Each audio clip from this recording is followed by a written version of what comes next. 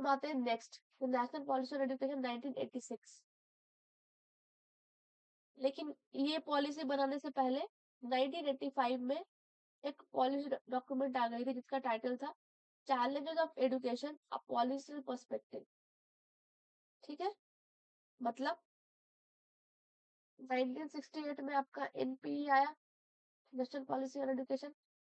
उसके बाद 1985 में ये आता है, ये रिपोर्ट। और फिर एक साल के बाद 1986 में दूसरा आता है नेशनल पॉलिसी ऑन एजुकेशन 1986।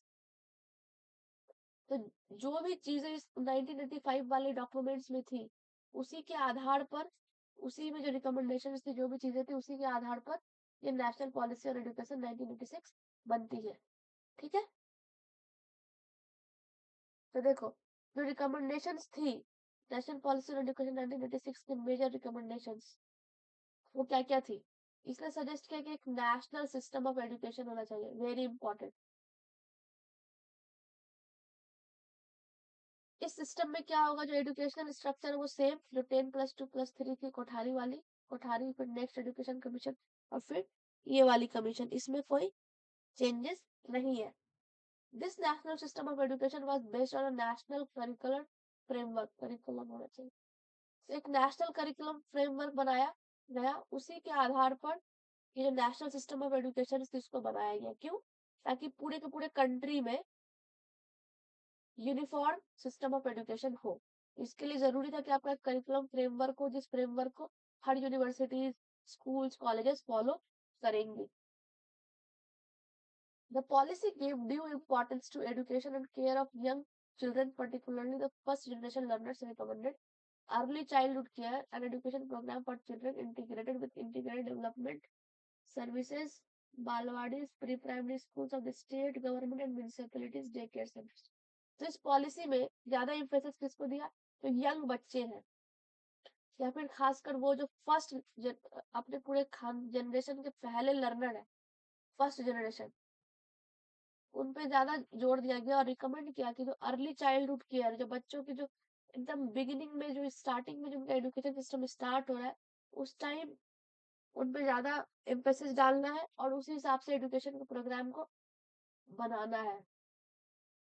तो उसके लिए बहुत सारे अलग अलग स्टेप्स लिए गए, जैसे कि बालवाड़ीज बनाया गया, प्री प्राइमरी स्कूल्स बनाए गए, म्यूनिसपैलिटीज और स्टेट गवर्नमेंट के द्वारा डे केयर सेंटर्स बनाए गए। किनके लिए? फॉर अर्ली चाइल्ड, जो बिल्कुल छोटे छोटे बच्चे हैं, जो प्री स्कूल के एज के बच्चे हैं, 3 साल से कम, 2 साल से कम, उनके लिए इस तरह की पॉलिसीज का सुझाव ये एनपीई देता है।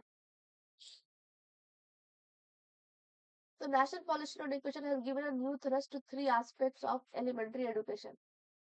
प्रारंभिक शिक्षा के 3 पहलुओं पर नया बल दिया। वो क्या है?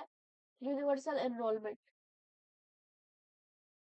जो नामांकन है वो लार्ज स्केल पे और पूरे के पूरे पैन इंडिया में होना चाहिए। Universal retention of children up to 14 years of age. हमने बोला था ना पिछले वाले कमीशन में, क्या था, 14 साल तक के लिए आपको क्या देना, फ्री एंड कंपल्सरी एजुकेशन। उसी चीज को यहाँ पर फॉलो किया गया है। A substantial improvement in the quality of education, जो आप बच्चों को शिक्षा दे रही है उसका जो क्वालिटी हो उसको और अच्छा किया जाना चाहिए, उसे गुणवत्ता को बढ़ाना चाहिए। तो ये 3 बहुत इंपॉर्टेंट है। अगर क्वेश्चन आपसे पूछे जा सकते हैं कि यूनिवर्सल एनरोलमेंट की बात कौन सी नेशनल पॉलिसी ऑफ एजुकेशन सबसे पहले करती है, तो वो ये है 1986 वाली। फिर उन्होंने लॉन्च किया scheme of operation black board, और लॉन्च करने का सजेशन देते हैं ताकि एसेंशियल फैसिलिटीज प्राइमरी स्कूल्स में वो होनी चाहिए, ताकि आप बच्चों को पढ़ाओ, ब्लैक बोर्ड होने चाहिए। This scheme envisaged on providing 3 reasonably large rooms. उसने क्या स्कीम, इस ऑपरेशन ब्लैक बोर्ड में क्या था कि इस किसी भी प्राइमरी स्कूल में कम से कम 3 बड़े बड़े कमरे होने चाहिए, जिसका आप इस्तेमाल कर सकते हैं किसी भी मौसम में, चाहे गर्मी हो, धूप हो, बरसात हो। इसका मतलब कि इंफ्रास्ट्रक्चर बहुत मजबूत होना चाहिए। उसके अंदर ब्लैक बोर्ड होने चाहिए, मैप्स वगैरह, चार्ट्स होने चाहिए, टॉयज या फिर जो भी नेसेसरी लर्निंग एड्स है छोटे बच्चों को सिखाने के लिए, उस तरह की चीजें होनी चाहिए। और साथ में लाइब्रेरी भी होनी चाहिए। अभी भी आपको बहुत सारे प्राइमरी स्कूल्स में लाइब्रेरीज नहीं मिलेगी, लेकिन 1986 में ही रिकमेंड कर दिया गया था। और कम से कम 3 टीचर होने चाहिए इस प्राइमरी स्कूल्स में, जिसमें जिसमें 50% कौन हो, महिला हो। 50% या उससे अधिक महिलाओं का संख्या होना ज्यादा है प्राइमरी स्कूल्स में। Open primary schools in tribal areas, scheduled caste areas and backward areas on a priority basis. जो ट्राइबल एरियाज है, तो जो शेड्यूल्ड कास्ट के एरियाज है और जो बैकवर्ड एरियाज है, वहां पर भी आपको प्राइमरी स्कूल्स खोलने हैं। क्यों? क्योंकि हमने आपको बात किया था कॉमन स्कूल सिस्टम की, है ना, लास्ट वाले कोठारी में। कॉमन स्कूल सिस्टम का मतलब यही होता है कि आप जगह जगह पे स्कूल्स खोलें ताकि वहां पर आसपास रहने वाले बच्चे आसानी से स्कूल आ जा सके। जो ट्राइबल एरियाज है, शेड्यूल्ड कास्ट एरियाज है, बैकवर्ड एरियाज है, यहाँ पर स्कूल्स वगैरह बहुत कम हो गए या फिर इनको बहुत दूर पढ़ने के लिए जाना होता होगा, तो उस चीज को ठीक करने के लिए, सुधारने के लिए प्राइमरी स्कूल को खोलने की रिकमेंडेशन देती है।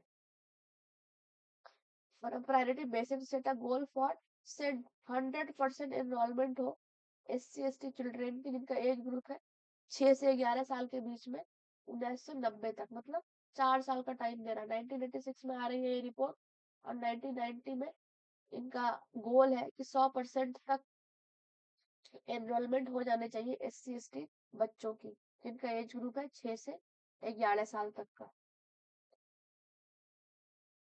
The NPE laid stress on the education of children with locomotor handicaps.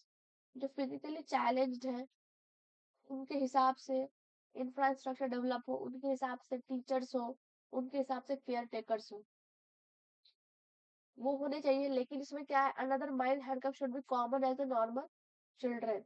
लेकिन इनको as a normal children treat करना है क्लास में। उनको ये फील नहीं कराना है कि ये फिजिकली चैलेंज्ड है या कुछ भी। No discrimination. जैसे आप बाकी नॉर्मल बच्चों को पढ़ा रहे हो, इनके अंदर भी सेंस ऑफ नॉर्मल होनी चाहिए। इनके अंदर लो फीलिंग या उनको बुरा नहीं लगना चाहिए कि दे आर फिजिकली चैलेंज, या उनका कॉन्फिडेंस कम नहीं होना चाहिए।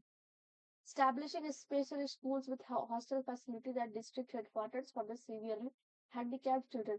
जो बहुत ही ज्यादा गंभीर रूप से विकलांग बच्चे हैं, उनके लिए इसने रिकमेंड किया स्पेशल स्कूल बनाने की हर डिस्ट्रिक्ट हेडक्वार्टर में, और साथ साथ हॉस्टल की फैसिलिटीज भी हो। ये इम्पोर्टेंट है, special schools for school dropouts, children from habitations without schools, girls having problem in attending school, and working children non-formal education program। देखो, जो बच्चे स्कूल नहीं जा पा रहे किसी भी कारण से, या पढ़ाई छोड़ दी बीच में, या फिर लड़के स्कूल अटेंड नहीं कर पा रही, या फिर कुछ बच्चे को मजबूरी में काम करना पड़ रहा है अपने घर चलाने के लिए, इन ग्रुप्स ऑफ स्टूडेंट्स के लिए इसने सजेस्ट किया एक non formal education programme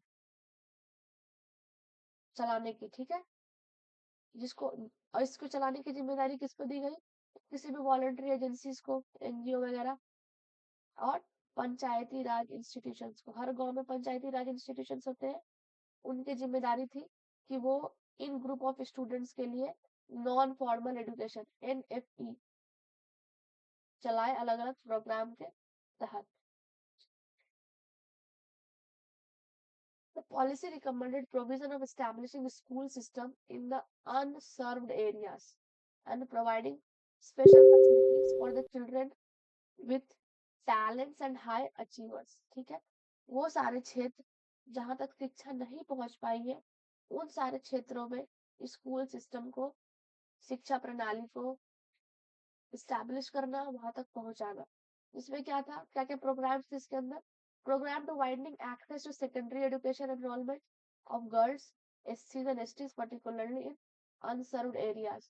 secondary education मतलब 6 क्लास के बाद की बात है, प्राइमरी के बाद जो एजुकेशन है सेकेंडरी एजुकेशन, इसमें ज्यादा ज्यादा बच्चे एनरोल हो। और खासकर किसके लिए था ये? लड़कियों के लिए, SC कम्युनिटी के लिए और STs के लिए। Programme of consolidation in other areas, जो भी और बाकी क्षेत्र है वहां पर भी इसको फैलाया जाए। Face setting residential schools, residential schools का निर्माण हो, जैसे कि नवोदय विद्यालय है, केंद्रीय विद्यालय है, गुरुकुलास वगैरह है। तो रेसिडेंशियल स्कूल्स भी होने चाहिए ताकि बच्चे वहाँ रहें और पढ़ें। For children with special talent with reservation for the rural area, STs and STs, है ना, उन बच्चों के लिए जो बहुत टैलेंटेड है लेकिन उनको शिक्षा नहीं मिल पा रही है क्वालिटी वाली, उनके लिए, तो उनके लिए क्या है, ये रेसिडेंशियल स्कूल्स बनने चाहिए। ओके, जैसे कि आंध्र प्रदेश में रेसिडेंशियल स्कूल्स वगैरह बहुत पॉपुलर और बहुत अच्छी क्वालिटी के एजुकेशन देते हैं। आंध्र प्रदेश में, यहाँ तेलंगाना में भी मैंने देखा है।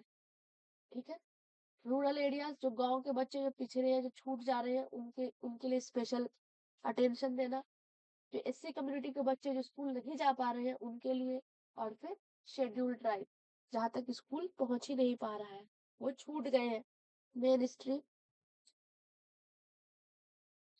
से। एनएपी देखो क्या था, जो नॉन फॉर्मल एजुकेशन में दिया जाएगा ना, नॉन फॉर्मल एजुकेशन मतलब ये लोग किसी भी प्रॉपर एजुकेशन सिस्टम में नहीं है, ये लोग स्कूल नहीं जा पा रहे हैं या फिर स्कूल ड्रॉप आउट है, तो उनके लिए अलग से स्पेशल तरीके का शिक्षा देने के लिए अलग अलग प्रोग्राम्स गवर्नमेंट बना रही है। ओके, और इसको रन कौन कर रहे हैं, एनजीओज, पंचायती राज इंस्टीट्यूशंस, ये सारे लोग इसको रन करेंगे। तो ये फॉर्मल एजुकेशन नहीं है, नॉन फॉर्मल है। जैसे आपने देखा होगा कई बार स्लम एरियाज में जाके एनजीओ बच्चों को पढ़ाते हैं फ्री ऑफ कॉस्ट, है ना। वो पहले बच्चों को एसेस करते हैं कि उनका क्या कमी है, उनको क्या समझ नहीं आ रहा है, उनका कहाँ तक छूट गया है, अपने एज ग्रुप के हिसाब से वो कितना पीछे है, तो वो उस तरह की शिक्षाएं देते हैं। यहाँ पर कोई भी फॉर्मल मेथड नहीं है, हाईली फ्लेक्सिबल मेथड, बच्चों के हिसाब से उनकी नीड क्या है, अलग अलग बच्चों की अलग अलग नीड होगी अलग अलग टाइम में, उस हिसाब से। तो ये है नॉन फॉर्मल एजुकेशन। अब आप जब स्कूल्स यूनिवर्सिटीज में जाते हो तो आप फॉर्मल एजुकेशन लेते हो, मतलब जो करिकुलम आपको दिया गया है आप उस हिसाब से पढ़ते हो। इस पॉलिसी के रिकमेंडेशंस और क्या थे, बहुत सारे vocational courses at the +2 stage of secondary education. ठीक है, 10th के बाद जो आपका 11th 12th वाला लेवल है, उसी लेवल पर आपको वोकेशनल कोर्सेज में एनरोल होने के लिए रिकमेंडेशन दी गई है। It was proposed that vocational courses will cover 10% of higher secondary students by 1995 and 25% by 2000। मतलब इनका एम था, इन्होंने प्रपोज किया इस पॉलिसी ने कि जो वोकेशनल कोर्सेज है, ठीक है, 1995 तक 10% एनरोलमेंट होने चाहिए और 2000 आते आते 25%। मतलब बच्चों को ज्यादा पुश करना वोकेशनल कोर्सेज की तरफ, टेक्निकल कोर्सेज की तरफ, ताकि ताकि जैसे ही वो कोर्सेज कंप्लीट करें यूनिवर्सिटीज या कॉलेजेस में, वो मार्केट रेडी हो फॉर जॉब्स, उनको इजीली जॉब्स मिल जाए किसी भी इंडस्ट्री में, किसी भी फील्ड में। ठीक है, ये करना है कब, +2 स्टेज पे, 11th 12th में भी।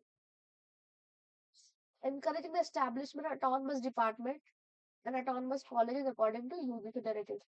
autonomous colleges, हमने आपको लास्ट क्लास में बता रखा है autonomous colleges क्या थे, जिनके पास खुद का फ्रीडम होता था करिकुलम डिसाइड करने का, चीजें डिसाइड करने का, वो है autonomous colleges। लेकिन वो जो भी डिसाइड करेंगे यूजीसी के रूल्स रेगुलेशंस के अंडर ही रहकर करेंगे, उसको डिफाई नहीं कर सकते हैं। Special efforts given to research facilities in universities and encourage interdisciplinary research. Interdisciplinary, है ना, मान लो अगर कोई हिस्ट्री का स्टूडेंट है तो वो जो लॉ डिपार्टमेंट है उसके साथ भी कुछ रिसर्च कर सकता है, हिस्ट्री ऑफ लॉ लेकर या फिर कुछ भी, history of sociology in the framework of medicine, colonial development, कुछ भी। सो इंटरडिसिप्लिनरी होना चाहिए आपका रिसर्च, और रिसर्च फैसिलिटीज पे बहुत ज्यादा जोर दिया गया। NPE legislation delinking degrees from jobs in selected area।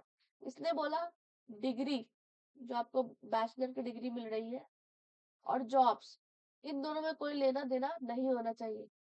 ठीक है, उसको वो क्या कर रहे हैं, डी लिंक कर रहे हैं। द नेशनल इवैल्यूएशन ऑर्गेनाइजेशन, ये एक नया चीज है, NEO, national evaluation organization was proposed to be established to conduct tests on a voluntary basis to determine the suitability of candidates for specific jobs. ठीक है, जो इन्होंने रिकमेंड किया था इस चीज को कि किसी भी जॉब में किसी बच्चे को जॉब देना है तो उसके लिए एक टेस्ट होना चाहिए, उसी टेस्ट के आधार पर ये डिसाइड होगा कि ये कैंडिडेट इस जॉब के लिए सुटेबल है या नहीं। उस चीज को करने के लिए, उस टेस्ट को करने के लिए इन्होंने प्रपोज किया था national evaluation organisation. National level पर आप इवैल्यूएट करोगे और फिर उनको जॉब के लिए चुनोगे।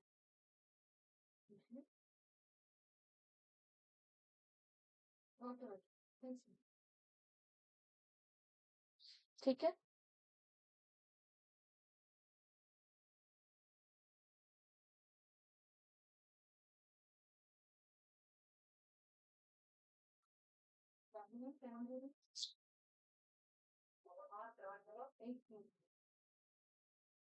ओके नेक्स्ट है the policy recommended establishing rural universities. याद करो, rural universities Radha Krishnan commission ने भी बोल रखा है 1948 में, और ये वाली जो एनपी है 1986 ये भी रिकमेंड कर रही है कि रूरल यूनिवर्सिटीज को आप इस्टेब्लिश करो and institution based on Gandhian basic education.